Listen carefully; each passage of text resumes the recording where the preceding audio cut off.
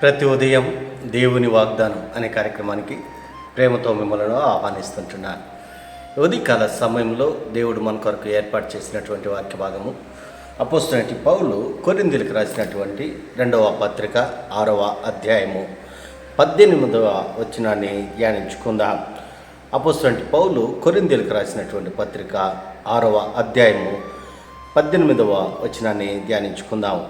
మనము జీవం గల దేవుని ఆలయమై ఉన్నాము. అందుకు దేవుడు ఇలాగ సెలవిచ్చుచున్నాడు, నేను వారిలో నివసించి సంచరింతును, నేను వారి దేవుడునై ఉందును, వారు నా ప్రజలై ఉందురు. క్రీస్తునందు ప్రియమైన దేవుని బిడ్డలారా, ఈ ఉదయకాల సమయంలో పరిశుద్ధాత్మ దేవుడు మనకిస్తున్నటువంటి వాగ్దానము, నేను వారి దేవుడునై ఉందును, వారు నా ప్రజలై ఉందురు. ఈ యొక్క వాగ్దానాన్ని దేవుడు మనకును మన కుటుంబాలకును ఆశీర్వాదకరముగాను దీవెనకరముగాను మార్చునుగాక. ఈ యొక్క మాటల్లోనే ఆత్మీయ సత్యాలను ఆత్మీయ అర్థాలను మనం గమనించినట్లయితే అపోస్తలుడైన పౌలు కొరింథీ సంఘానికి ఈ యొక్క పత్రికను రాస్తూ ఈ యొక్క మాటలను మాట్లాడుతూ ఉంటున్నాడు. మరి మొదటి పత్రికలో అనేక విషయాలను ప్రస్తావించాడు. మరి ఒకసారి 2వ పత్రిక రాస్తూ అనేక విషయాలను ఇక్కడ ప్రస్తావిస్తూ ఉంటున్నాడు. 14వ వచనంలో మనం గమనించినట్లయితే, మీరు విశ్వాసులతో జోడుగా ఉండకుడి, అవిశ్వాసులతో జోడుగా ఉండకుడి, నీతికి దుర్నీతితో ఏమి సాంగత్యము, వెలుగునకు చీకటితో ఏమి పొత్తు అని ప్రస్తావిస్తూ ఉంటున్నాడు.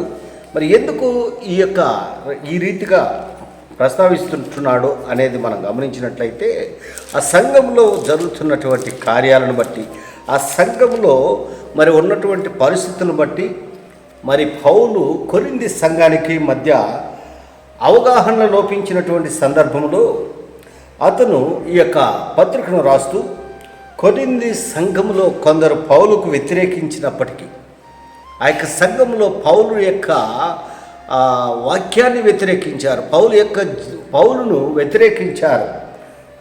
అయితే పౌలు మాత్రము తనను వ్యతిరేకించిన వారితో సమ్మతి కోరటంతో పాటు, వారితో స్నేహం కోరటం పాటు, ఆ యొక్క స్నేహం కుదిరినప్పుడు బహుగా సంతోషించినట్లుగా ఆ యొక్క పౌలు చరిత్రలో ఆ జీవితంలో మనం చూడగలం. పౌలు తన అపోస్తలత్వానికి సమర్థించుకోవటము ఈ యొక్క పత్రికలోనే ప్రాముఖ్యమైనటువంటి అంశం. ఈ యొక్క పత్రికలో 3 ప్రాముఖ్యమైనటువంటి అంశాలు ఇమిడి ఉంటున్నాయి. ఒకటి, పౌలు మరియు కొరింథీ సంఘం, పౌలు యొక్క చరిత్ర, పౌలు యొక్క వ్యక్తిగత జీవితం, పౌలు యొక్క పరిచర్య అనుభవాలు మరియు కొరింథీ సంఘము యొక్క విశిష్టత ఇక్కడ ఇమిడి ఉంటున్నాయి. యూదయలోని క్రైస్తవుల కొరకు విరాళాలు, యూదయ ప్రాంతంలో ఉన్నటువంటి క్రైస్తవుల కొరకు కొన్ని విరాళాలు సేకరించటము. మూడవది, పౌలు తన అపోస్తలత్వాన్ని సమర్థించుకోవటము. ఈ యొక్క 3 అంశాలు ఈ యొక్క పత్రికలో ఉంటున్నాయి.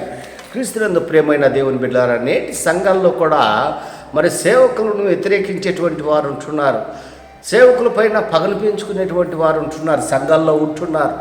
నేటి దినాల్లో కూడా మనం చూస్తున్నాం. అలనాడు కూడా పౌలు యొక్క పరిచర్యలో అనేక అవాంతరాలు సంభవించినట్లుగా మనం చూస్తుంటున్నాం. అయితే వాటన్నిటిని కూడా జయించుకొని, వాటన్నిటిని కూడా ఎదిరించుకొని దేవుని యొక్క సువార్త సేవలో ముందుకు కొనసాగినట్లుగా పౌలుని యొక్క పరిచర్యను బట్టి మనం అర్థం చేసుకోగలం. ఈ యొక్క కొరింథీ సంఘంలో పౌలును వ్యతిరేకించారు. ప్రతి చోట కూడా ఇలాంటి అనుభవాలు ఎదురవుతూనే ఉంటున్నాయి సేవకులకి. అయినా కూడా దేవుడు ఇచ్చినటువంటి ఆ బాధ్యతను బట్టి, దేవుడు ఇచ్చినటువంటి ఆధిక్యతను బట్టి దేవుని యొక్క పరిచర్యలో ముందుకు కొనసాగినట్లుగా మనం చూస్తాం. అందుకే దేవుడు వాగ్దానాన్ని ఇచ్చాడు, నేను వారి దేవుడిని ఎందును, వారు నా ప్రజలై ఎందురు. ఆయన మన దేవుడు అనాది కాలంలో, ఆది కాండంలో నుండి మనం గమనించినట్లయితే దేవుడు ఏ రీతిగా తన ప్రజలకు తోడుగా ఉంటున్నాడో మనం క్రీస్తుని ప్రియమైన దేవుని బిడ్డలారా, ఆయన ప్రజలుగా మనం ఉండాలంటే ఆయన్ని ప్రేమించేటువంటి వారిగా మనం ఉండాలి. ఆయన ఆజ్ఞలను అనుసరించి నడుచుకునేవారుగా మనం ఉండాలి. అప్పుడు దేవుడు మనల్ని ప్రేమిస్తాడు. ఆయన ప్రజలుగా మరి మనం ఉండేదానికి ఆస్కారం ఉంటుందని కొద్ది మాటల ద్వారా నేను హెచ్చరిక చేస్తుంటున్నాను. దేవుడి యొక్క మాటలను మరి ఎక్కువగా మీకును మీ కుటుంబాలకును ఆశీర్వాదకరంగాను దీవెనకరంగాను